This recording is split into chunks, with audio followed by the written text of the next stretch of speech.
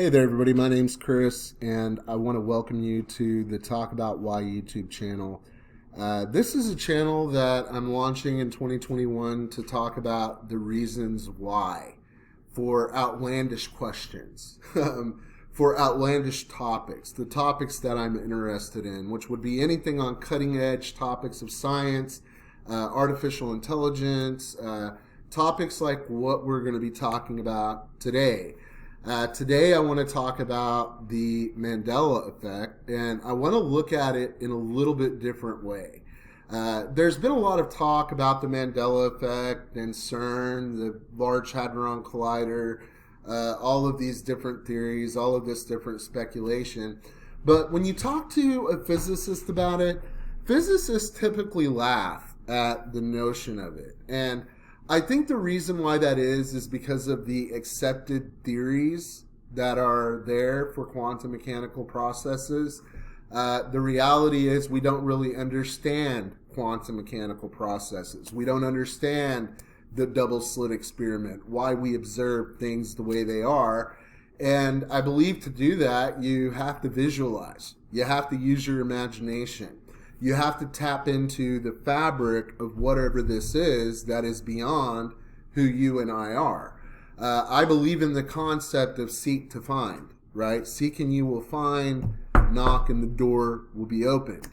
And I think that the universe, the structure of the reality that you and I live in, will deliver the answers that we're looking for if we are seeking those answers. So this is the vision that I have gotten when thinking about these things, when thinking about would it be possible for something that we do or something that's happening in nature to affect reality, to really physically affect the reality that you and I are seeing around us.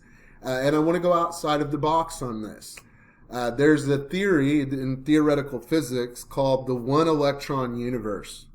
Okay, and in the one electron universe, it's basically stating that the electron is in every position, moving forward and backward in time, as it, and that's because of our perceived structure of time.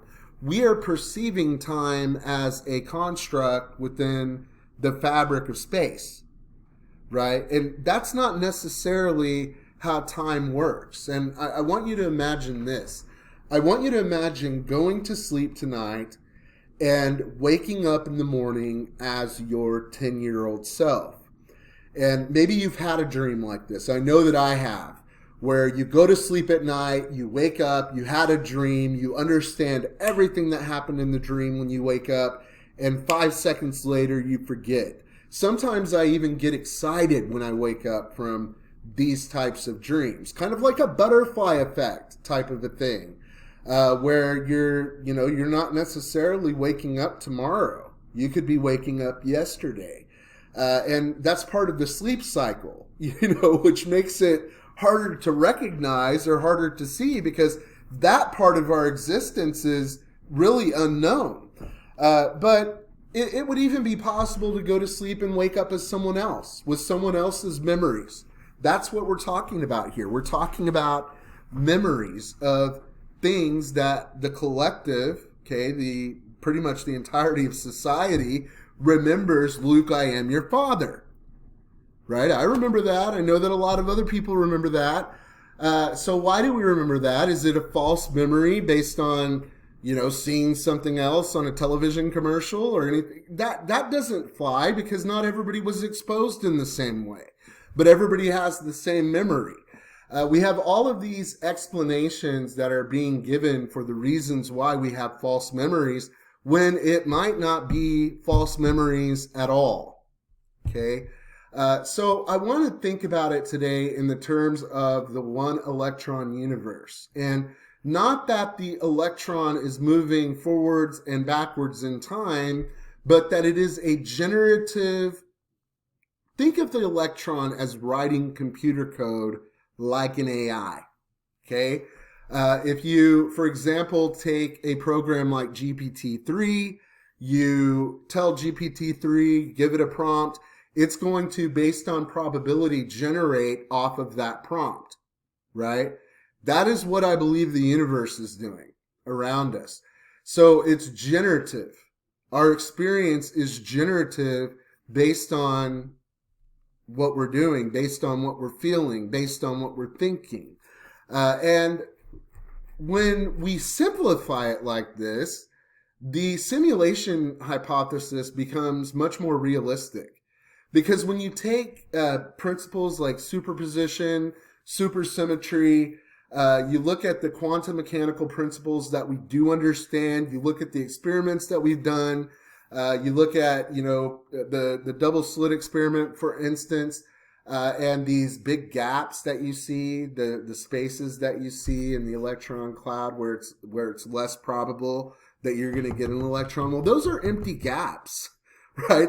They're empty spaces. There are places in between there that an electron has zero probability of hitting, right? And electrons do fall in the empty spaces, but there are places where there is zero probability because of the overall frequency of this, right? Because of the overall program, the structure of the program, if that makes any sense. When you're thinking about quantum vibration. So when we fire up the Large Hadron Collider or whatever it is, and we're impacting these particles, if we shift that frequency to the one electron, just a tiny fragment, the entire frequency is going to change. Those black lines on the back wall are going to shift ever so slightly, or maybe significantly. The slight shift would mean that we woke up from the dream, but we have a memory of our past life. Okay? A big shift would be we woke up from the dream with no memory of the way things were in the past. And I've noticed this happening with the Mandela Effect, where things that I was absolutely sure of 3 years ago or 4 years ago of actually being a Mandela Effect, I really kind of have a memory of those things now. Is the program being rewritten? Are we being realigned, right? So to speak. But when you simplify the universe, that's the whole point of this, is that we do not understand what the universe is, for one. We don't understand the quantum mechanics behind the universe, for two.